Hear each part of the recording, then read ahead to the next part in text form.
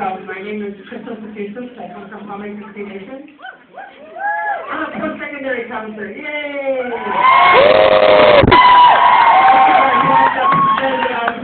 Here today, helping and representing their First Nation.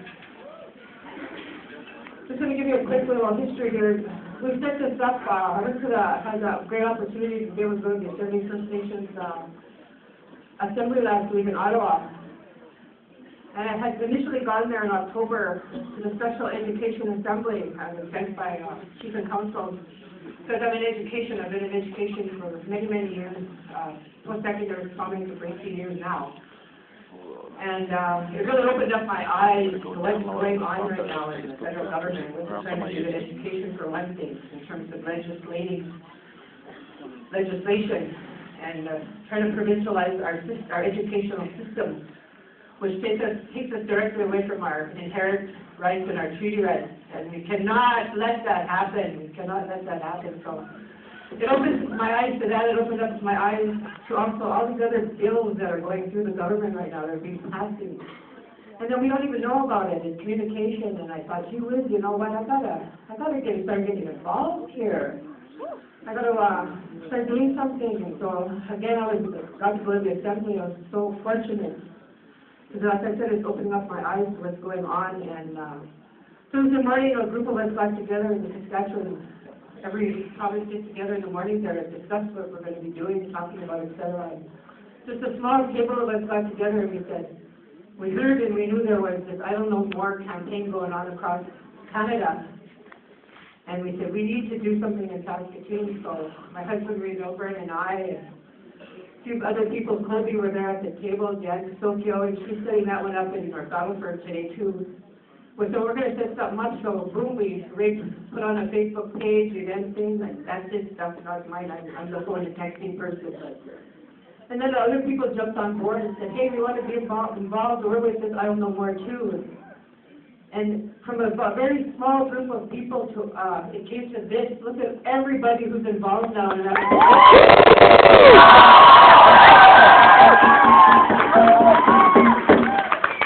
can't tell you how proud and happy I am today because me too, I've been, like I said, sitting back, being idle.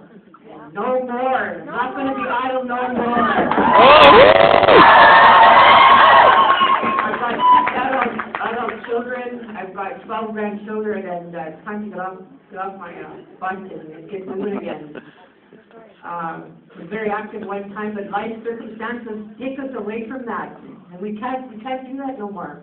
I know life is hard and difficult. We suffer and we work hard at living every day, but we're not going to have much to live for if we lose our rights as Indian people. So we all got to start getting together. And unfortunately, as many people that are in here right now, that's all we can get in. But look what we can do. Just a small group of people, what we came to be here, all this collaborative, unified group of First Nations people and Métis people who are here backing us up, and other cultures too who are being oppressed by this government. So, you know, we didn't have anything planned. We met here this morning once again, a small group of people said, what are we going to do? How are we going to proceed with this? And the way we started this day was a prayer in this room. And that's what we're going to continue to do is pray too. That's the biggest thing. And we're losing our land. And once we lose our land, we have nothing anymore, nothing. And that's what they're after. They're after our land, they're after our resources. But those are the type of things that I want our leaders and some of the key people, well, we're all key people here. I don't want to put it that way. Everybody here has a say in this. Everybody has a voice in this. And if you want to say a few words, let us know. We're going to try and keep it going here as long as we can. But we do have some of the Chief Simon Burns here from the Executive of the Federation of First Nations. We have Chief Palpison from Muscade Lake. We have Chief Chief Corman from Kwakatoos. And there's all kinds of people here that I've seen that have been little rebels over the years, but they never get recognition, or else they're told, don't say anything, you can't talk, which is BS to me. If you're a First Nation person and you've got something to say, please say it. And I know, your jobs and stuff, and all that kind of stuff's on the line, but it's time to get up and talk now. It's time to quit sleeping. It's time to wake up.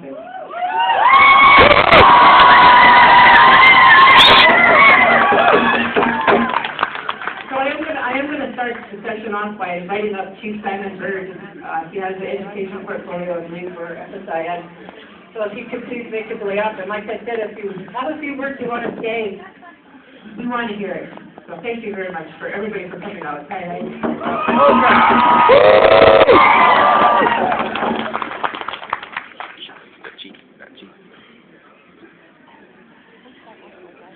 Hi, ladies and gentlemen. Just like to say a few words. Let's give a big round of applause for Saskatoon City Police for being so cooperative and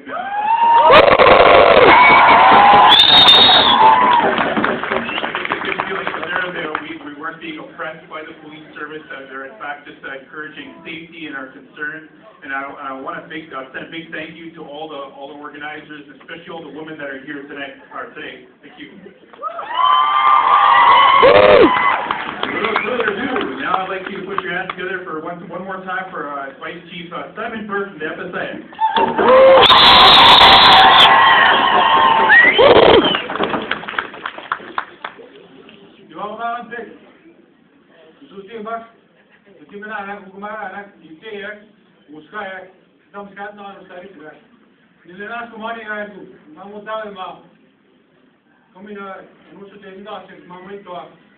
I just want to say to the leadership, to the elders, to the youth, to the women, to the men that are here today, I want to say thank you to our Creator.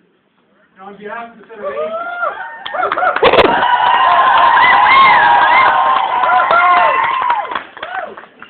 Federation, we just want to make sure that, we're not taking any credit away from the grassroots because this is a grassroots movement for that.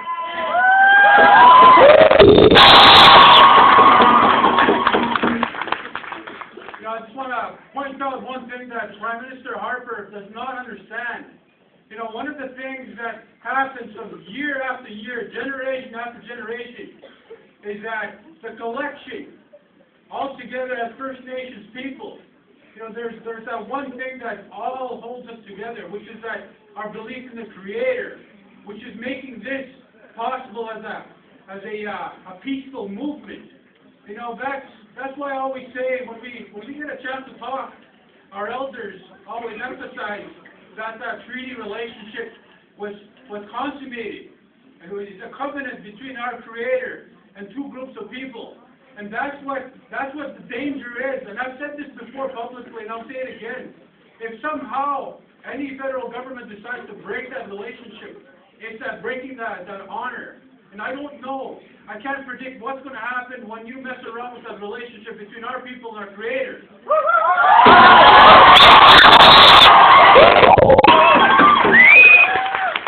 So with that said, this is a message to Prime Minister Harper. You don't mess around with the sacredness of our relationship between the Creator and every single person in this room.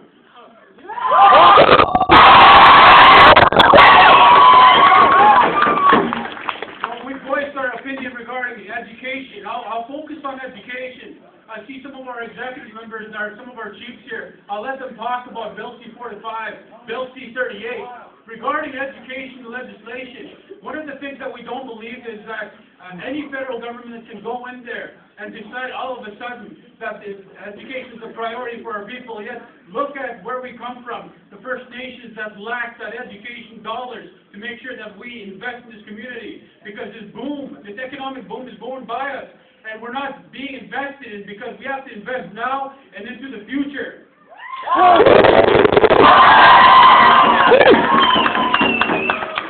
So if there's only one small message I can leave with you before I turn it over back to Crystal here, is to make sure that this is just a start. If things don't start changing, to make sure that we work collaboratively with our First Nations people. Well, like I said, once that relationship is broken, we may not hold down, because I see signs here that warrior spirit. These are grassroots people.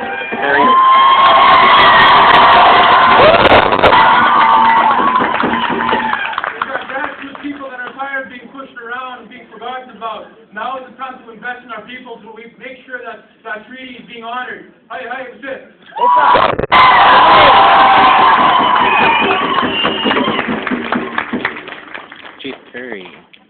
Thank you so much, Chief Bird, for those words. The next we're going to get up Colby Katusis. He is Education Portfolio Counselor for Palmaker Cree Nation. So proud of him. He's just a young fella, but he's getting right in there, just like you guys.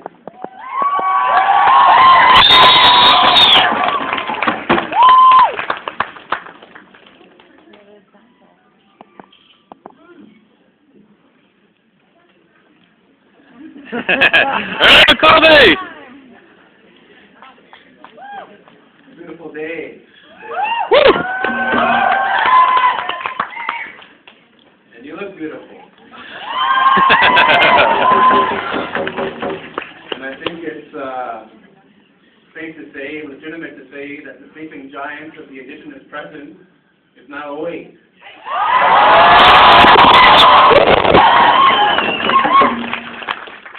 And I'll say it again, that never in all of our history are we more at risk, are we more in danger of becoming strangers in our own land. And that's not an option. And I think part of this is a great opportunity for us to really humble ourselves and begin to reevaluate who we are as Indigenous people, so that that original Indigenous consciousness that exists inside our DNA, that exists in us, can begin to rise and begin to come forward. And I would like to acknowledge and recognize our young people who played hooky today.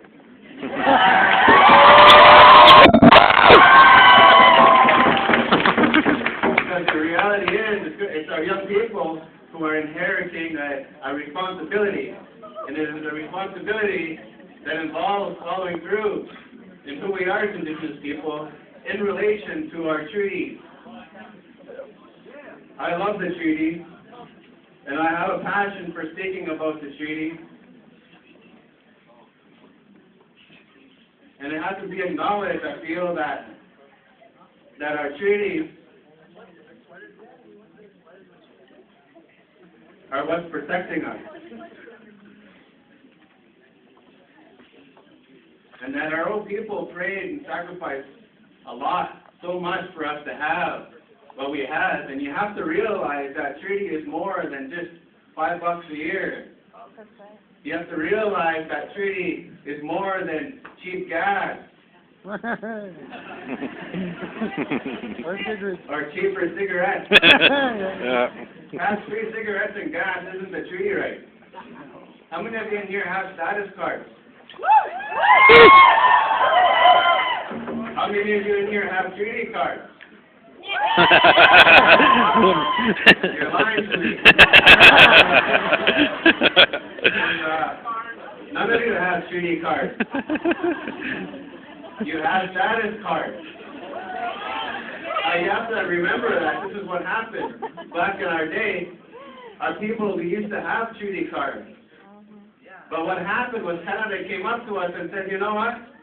We're going to upgrade your treaty cards. And they took our treaty cards and exchanged it for status cards. We need our treaty cards back.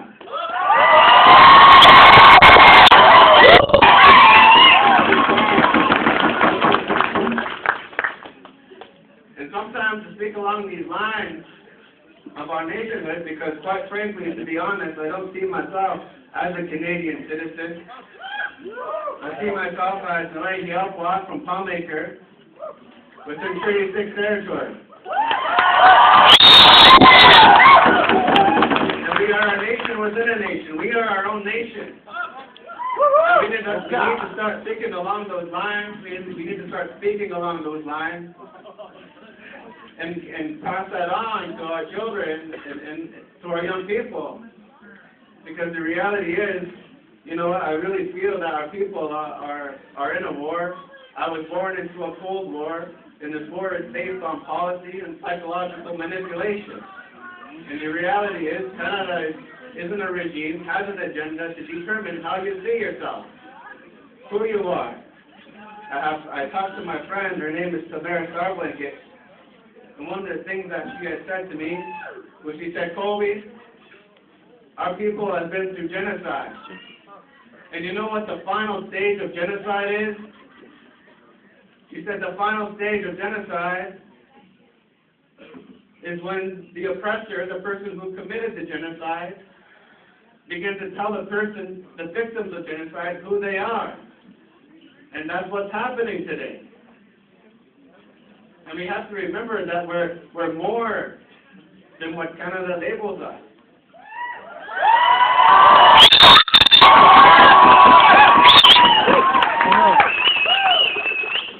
And when Treaty 6 was signed in 1876, that's not the date of something, of the beginning of something. That's not the beginning of our nation. That's merely the declaration, the acknowledgement to the world that that's who we are, that it's an acknowledgement of a consciousness that has always existed here since the beginning of time. And that's part of our creation stories. And the reality is there are indigenous people in this land and there are settlers in this land. And we need to start acknowledging that settler presence, because I was talking to my brother earlier today and we were making a joke and we were like, you know what? Since the presence of the fort and the settlers, there's always been hanging around the Fort Indians. But what's also interesting is that there's always been hanging around the camp settlers. And we have settler allies in this room, and I'd like to acknowledge you and thank you.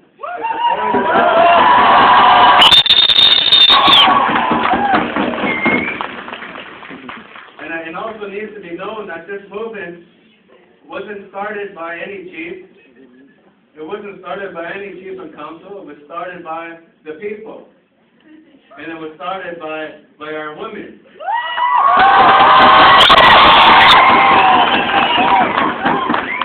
And I really feel that, you know what, the reality is, there has been a lot of mistakes made in regards to our treaty. There have been dilution in regards to our treaty. And it was the men who have made these mistakes. And I think it's undeniable that it's going to be the women. Already they're beginning to make their presence known, and they're going to be the ones who are going to correct the mistakes to ensure that our treaty will be alive and well for our children's children to see.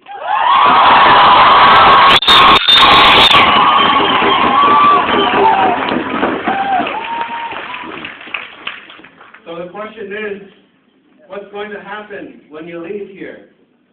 What are you going to do? Keep fighting! Whatever it takes! I think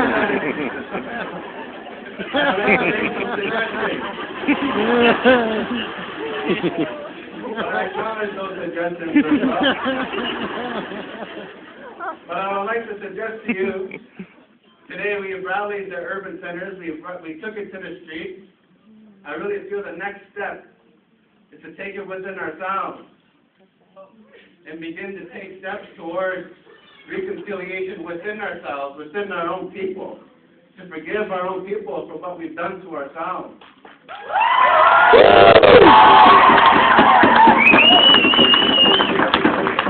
We've got to take it to our families, and most importantly, we need to rally in our own community.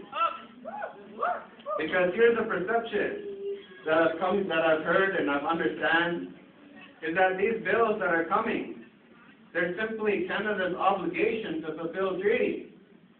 Because right now, many of our nations are lawless. We haven't implemented treaty within our own nation to establish our own laws.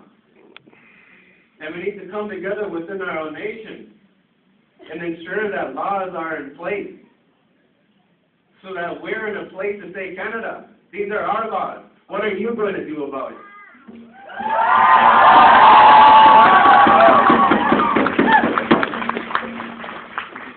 So I really feel that we need to stand in the truth of treaty and who we are, because the reality is, to speak along these lines can create a lot of contradictions in terms of modern agreements that we have with the province and that we have with the Canadian government. But the reality is that I don't believe that the solutions for our government, for our nation, will ever come from the province. I don't think the solutions for our nations will ever come from the federal government. I'm going to share with you a quick story, and I'm almost done. I had the opportunity to sit with a man named Justin Trudeau.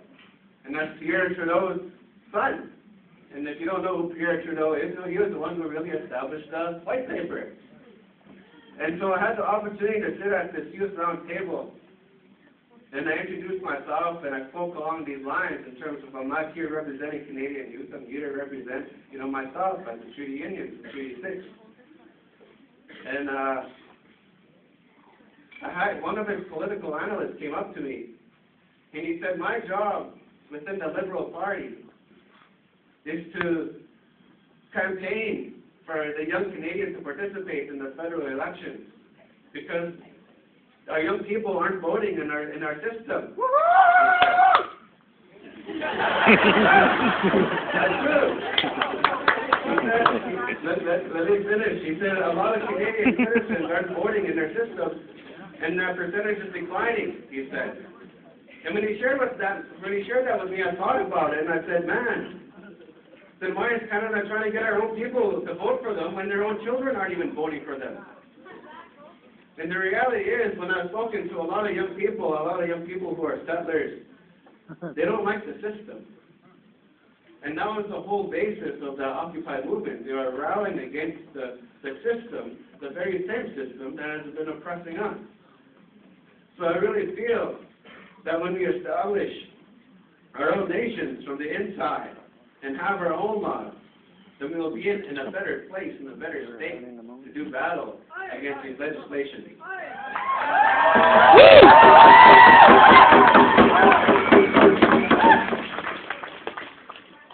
So, I think that's all I have to say about that. The point I want to get across is that I love you all, and that we need to love each other and express our love to each other. And to be quite honest, be quite frank, I will never vote in the federal election, and I'll never vote in the provincial election because I'm a Treaty Indian, and I'll stand as my nation within this nation till my last breath.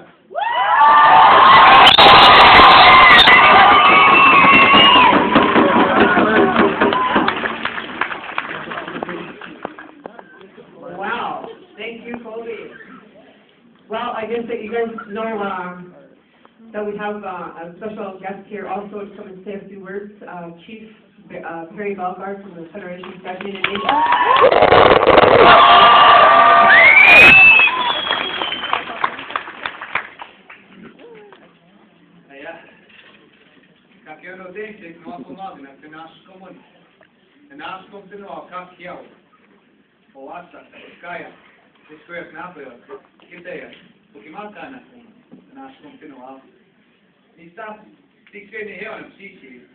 Because it's so important to speak your language.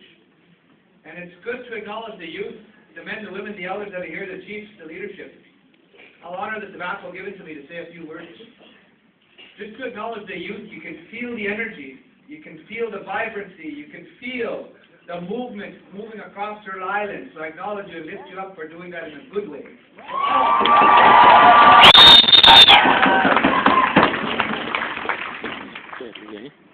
We're here today because it's kind of ironic.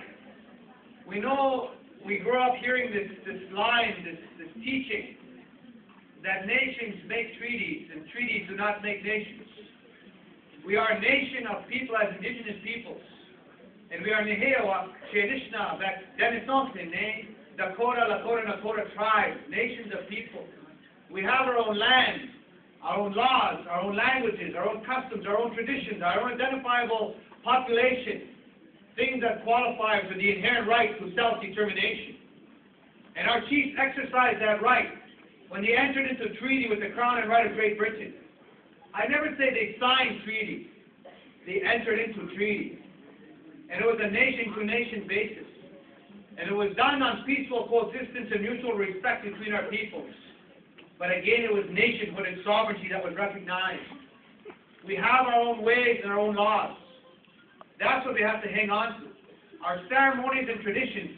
And as one speaker said, that relationship with the Crown, most importantly, was a covenant with the Creator. It was a covenant that cannot be broken.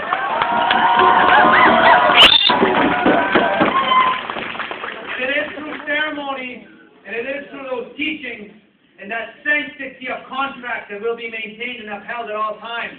We know it will be there as long as the sun shines, the rivers flow, and the grass grows. So those children yet unborn will be able to benefit as well.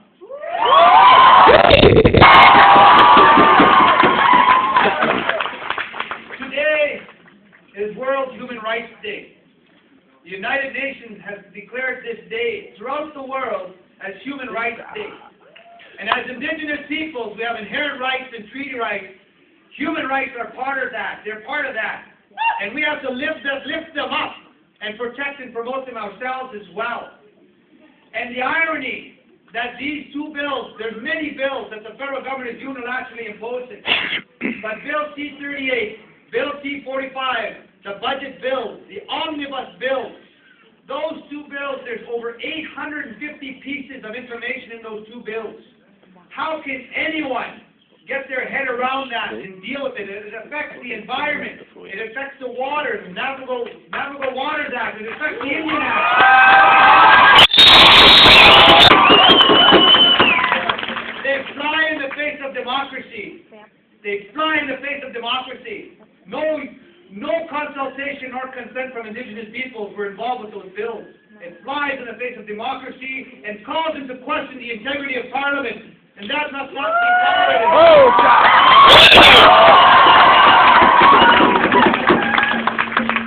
And so we march. And so we lobby. And so we gather as Indigenous peoples across Turtle Island to let our voices ring loud and clear.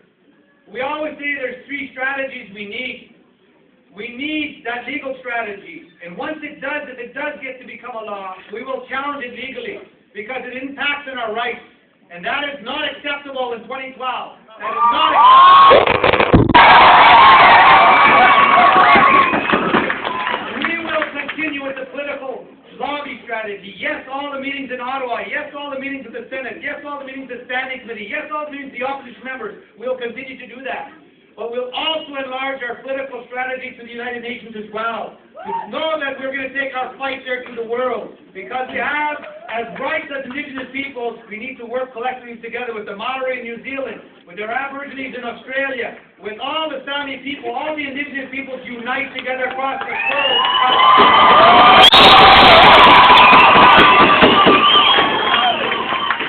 It is not only our right, but it's our responsibility as Indigenous peoples to be stewards of the land and protect Mother Earth. And when the water are affected, that affects all of us. And that's where we need to really stand united and stand up again. So now, the political activists, so legal strategy, political activism. And I don't call these rallies civil disobedience. I don't call them that. It's our people standing up. It's our people coming together.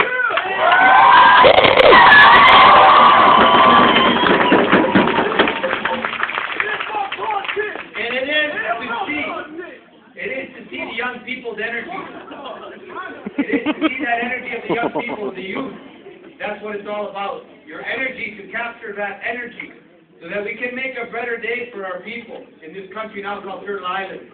And that's what we're all about as the FSIN. That's what we're all about as Tribal Council First Nations, to work together so that our children and grandchildren will benefit from those lands and resources. That's what we need to do together. The next thing I want to say, we have made presentations to the Committee for the Elimination of Racial Discriminations within the United Nations. And we've lobbied hard because there's 600 missing and murdered Aboriginal women. Not acceptable in this country. Not acceptable.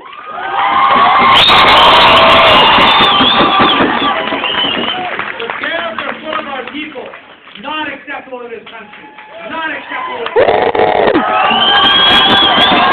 Our children are in provincial care. Our youth, our young people. You know, the cultural genocide of the residential schools, we see the impact. That's not acceptable. We have survived as Indigenous people. And so that lobby will continue within the United Nations. That lobby will continue to raise our voices to the world because there is grave injustice in this country. And after 500 years of colonization and oppression, there's one thing we can say as Indigenous peoples. We have survived the residential schools. We have survived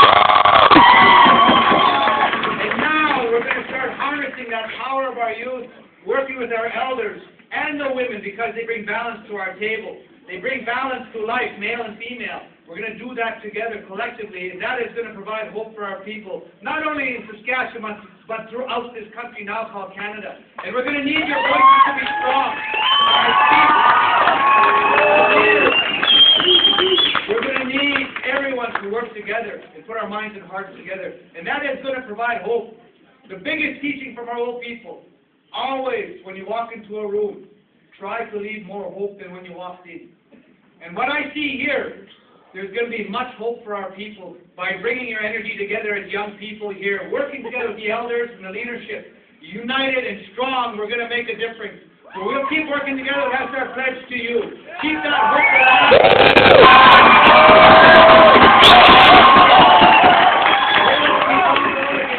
Keep our circle strong. My last point is never forget the ceremonies. Never forget that. That's how they were made. That's how we're going to bring back our people together in a good way. There's freedom from alcohol and drugs in those ceremonies. That's how we're going to rebuild our people. That's what Right on. It's powerful. Awesome. Wow. Thank you so much, Chief Bogart. We're going to keep, apparently, we're filled to total capacity here. There's still a lot of people outside still waiting for us in here. We only have an hour left, so what we're going to do is we're going to keep the speakers going here and move them along as quickly as possible. So you guys got about 30 seconds each. I also wanted to say let's keep it respectful. Everybody has a voice here. Everybody has a say. Everybody has their own feelings in their heart how they feel about this today. So let's keep it respectful, and no matter what anybody says or whatever it is. I also wanted to thank Dion too, because like I said earlier today, we didn't know who was going to lead, we didn't know who was going to talk, because we're just grassroots people ourselves. We're not, big speakers or anything like that. Dion too took the lead over there at 808H. He brought the group together. He kept things flowing, and he did the talking for us. So Dion, if you could just make your presence known over here. I appreciate it so much. He sang the singing song all by himself over there. It was very empowering, and got the prayers going here this morning early at 10 o'clock with our small group. Like I said, we've been trying to do everything properly. So with that, I'm going to introduce Mylan Chusett.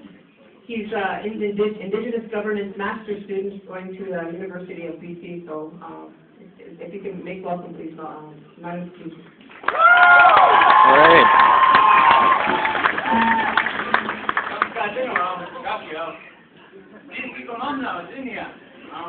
My name is Miles Chusett. I'm from Palmaker Cree Nation.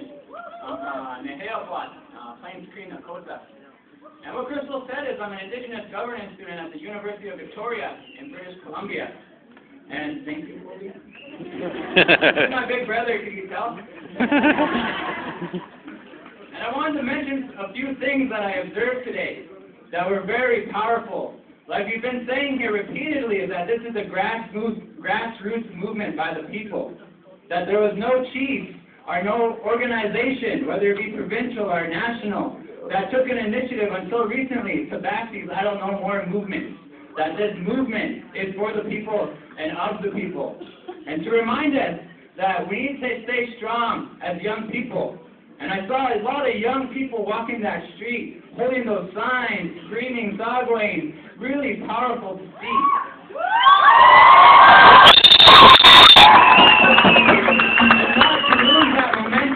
Not to lose that momentum and that strength, that feeling you're feeling in your gut right now has always been here. Has always been here since the beginning of time. That is the feeling that our chiefs felt when they speak and defended our land. And never to lose that again.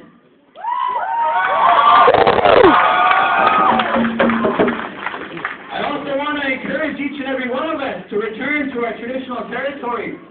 To return to our traditional communities and visit with our old people, with our traditional leaders, not the career chiefs, not the Indian Affairs chiefs that are in their positions of power.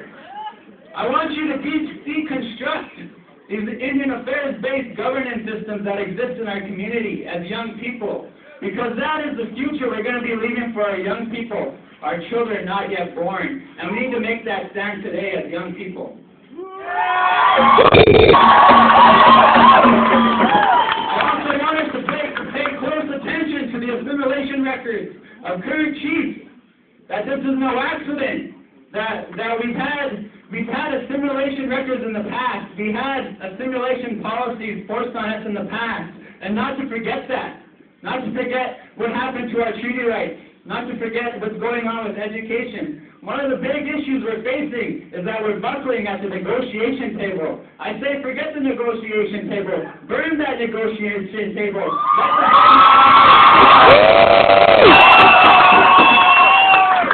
Our young people today are stronger than the current leadership of today, and we must never forget that. Again, I would encourage us to get acquainted with the land. I had the opportunity to visit my Native Hawaiian brothers in Hawaii, and they have this phrase, the word in Native Hawaiian for land is aina. And one thing they always say to the young people is spoon the aina. Get acquainted with the land and the land-based practices, because that is where our strength comes from. That is where our language comes from. It doesn't come from anywhere else but our land, and to defend that and stand in the truth of that. With that, I'd like to thank everyone for coming out today. And I also like to thank the young people who led the charge down the street, who were in the front.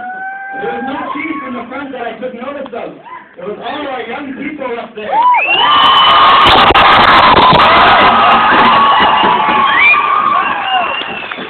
One thing, during Christmas, tell the stories. Tell the stories, our war stories, the stories of our Geteya, our warriors who defended their land bravely. Tell their stories over Christmas and remember them and repeat them, because we're going to draw strength from that as well. Tell those stories of when we defended this land bravely, because we're doing that today. We made a story today to tell our young people.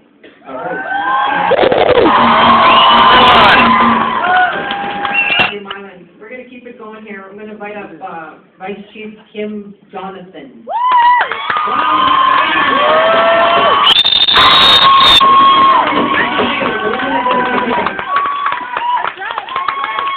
Good afternoon, everyone. Time to make myself comfortable in this position here.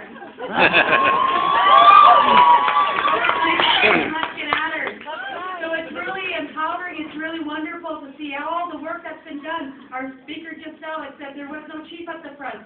There was no leader in the front. There were leaders in the front, and that's the youth. Thank you for that. What we've been provided, what we know, and what we hold true is respect for each other, and we've seen disrespect. And we're saying not enough, not anymore. Enough is enough. And that's what we're here to do together. That's what we're doing. And it's not just all the chiefs sitting together in the meetings, at the tables, not just the youth talking amongst each other at their gatherings. It's all of us. It's all of us together, young, old, chiefs, elders, everyone. And this is what we're showing. And I thank you, and I reach out to every single one of you who made this a priority to be here united, and that's how we're going to go forward. So my message is simple, and that's to relay exactly what Chief Belgard had said. Let's keep our ceremony strong, because that's where we began. And that's where we're going to get our strength, that's where we get our identity, and that's where we're going to get our power for tomorrow and for today.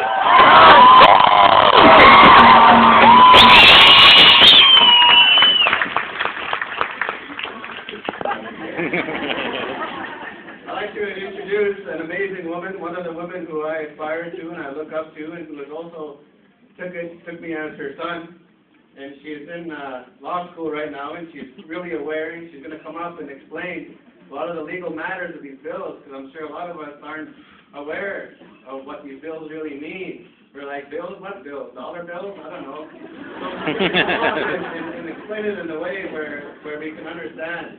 But bring your brain up here, Rachel.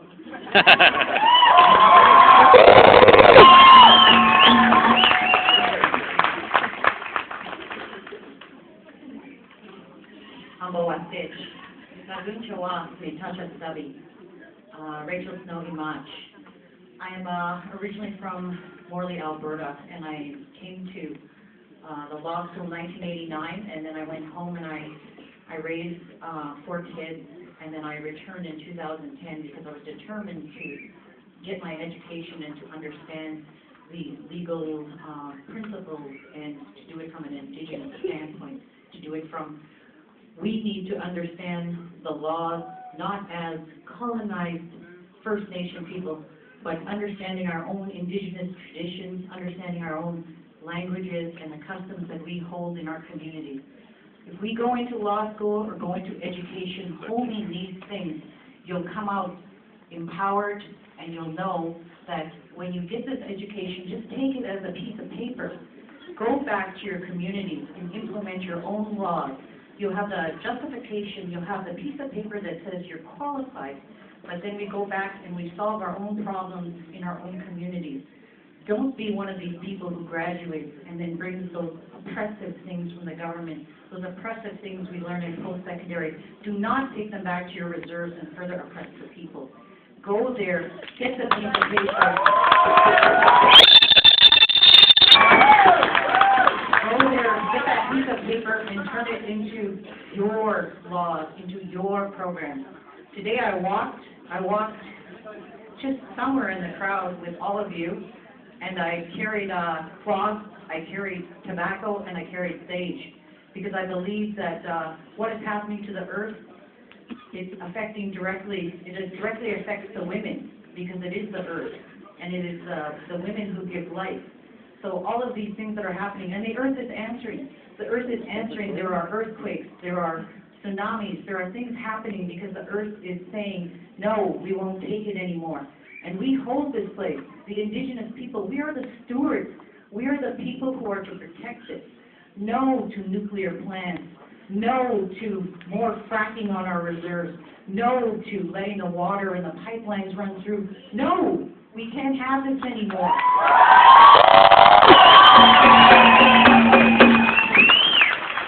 It is for, as I walked here, my children were walking, my son and my daughter-in-law, my grandchildren were walking in Calgary. And they were saying they were looking for speakers yesterday, and I said, get the youth, because we've heard, I know the youth are passionate, and some of you are very, you want to see the change right away. Many people have been working for this change for a long time. I posted a picture on Facebook and on Twitter. The chiefs in 1970 sat on Parliament Hill. My late dad was one of those chiefs who said no to the 1969 white paper. He read the red paper to Parliament at the House of Commons. Then we were just starting to rise as a people. We began to get education. We began to go to law school. We began to go into business. But all of these things, wherever we go, we have to continue with that Indigenous heart, with our teachings. That's what ties us to Turtle Island. The land, our teachings, our languages. Those are the things that are important if we want to go forward as a people. So, where's Turtle Island? Canada, right? Shaped like that? People need to go home or have that tie to your stronghold, have that tie to your reserve, to the land, so that you understand the significance of the prayers and the ceremonies and the power, that awe, that great mystery that the land gives you. You need to experience that. And I know there's many good programs here in the city, but we need to keep putting those in, because that is what the government is trying to legislate. They took our kids away from us in residential school to try and break that family unit. They've given us smallpox blankets. They've cut youth. They've herded us onto reserves. All these things they've done to us is to try and break our spirit. But today I see the Indian spirit is here. Now,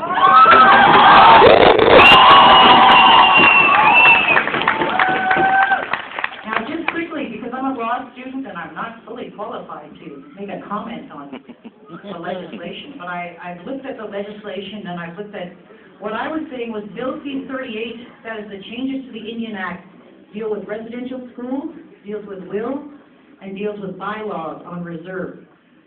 Those three things I said are important, but Bill C-45 covered Navigable Water Act. Bill C-45 gave the Indian Affairs Minister, the Minister of Aboriginal Affairs and Northern Development, gave him the permission to surrender our land. Now, for us, that is completely unacceptable. Who made the Minister of Indian Affairs the king or the emperor in charge to surrender the land that the First Nation people have always held in trust.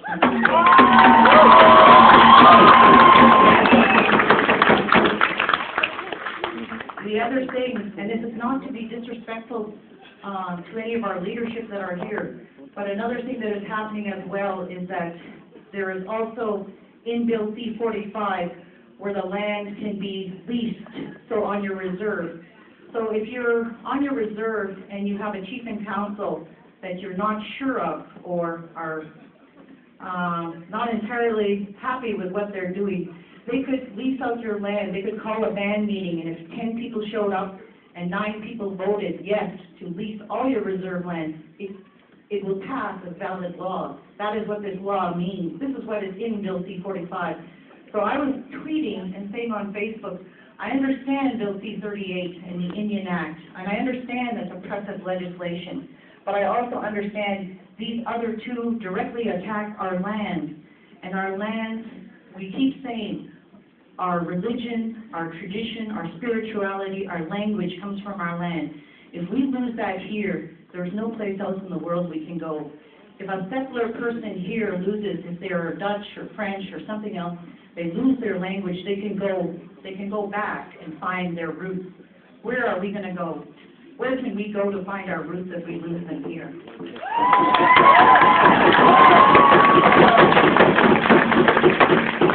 And I just want to say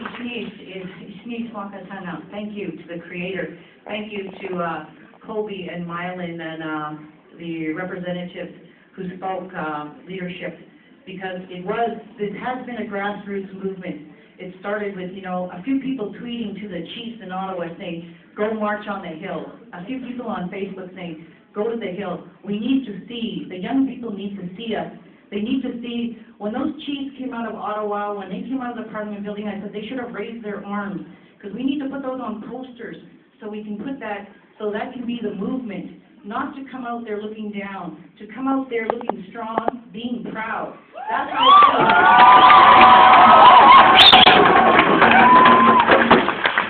that's the warrior spirit that our people have always had.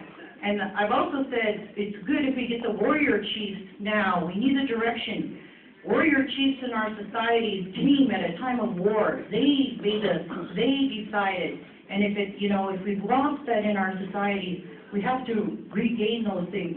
And it can't be the colonized approach to a warrior chief. It has to be that the warrior chief then leads. And that warrior chief, if you have your traditional governance, that's why Colby is talking about we need to reinstate our laws in our land. Those laws that come out here, Bill C-45, Bill C-38, those are the laws that a man has made in Ottawa. Those are not the natural laws. Those are not the Creator's laws. Those are not those laws.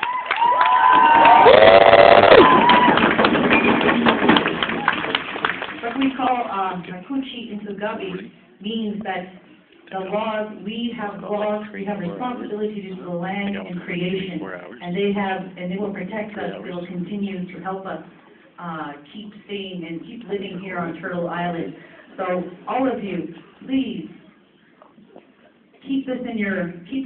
hold this from today, that you were here. It was a historic moment. Our ancestors were with us today. Our ancestors are happy. They're listening to the songs. They are singing with us. And they are proud that we're standing up, because our ancestors endured so much for us to stand here today and to be able to still be in this country. So,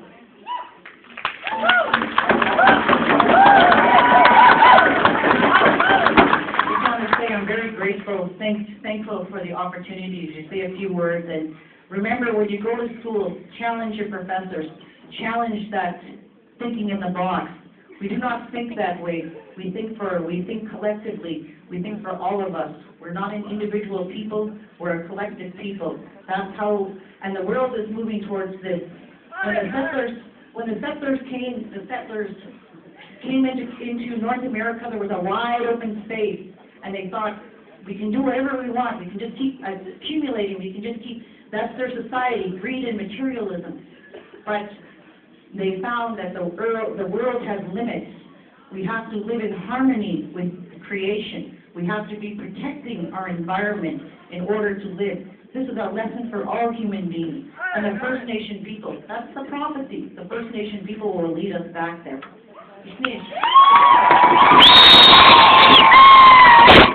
I just wanted to say a few quick things. I think I'm turning into a mic hand now, so forgive me. But I was saying when I went to that ASN assembly there in October, it was so empowering as an Aboriginal woman to be there because there was a lady there, her name is Ellen Gabriel. She ran for the ASN chief position. And she stood up before and she challenged the chief to go to Parliament Hill now, quit messing around, let's get up there. She said, if I had some tobacco right now, I'd offer it to you, and then you know you're obligated to go. 3 women approached her with tobacco at that moment. It was just like, wow, so empowering to see that and feel that. It was awesome. Last week, once again, I was so fortunate to be at the Parliament Hill when we did the rally up there, and I seen her there, and I approached her. I said, isn't it deadly? I said, you asked for that at the last assembly, and here we are today. And then she's like, wow, I didn't think you could remember that. And I said, that's something I'll never, ever forget. So it was so deadly to see that. And I just wanted to mention that again. And where we can go from here, what we asked for in our prayers today, what we want to do from here, and where we're going to go from here. So we'll see that if we stick together like this. So.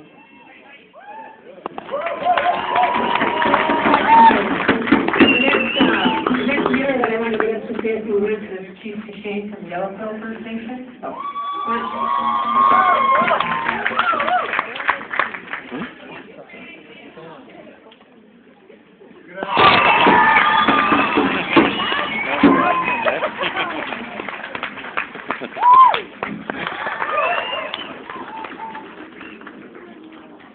Thank you.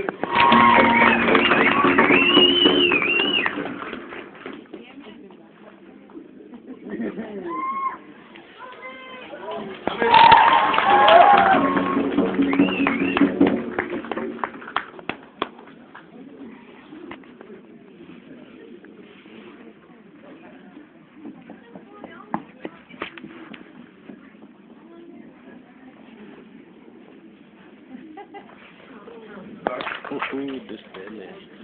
Awesome, man, awesome.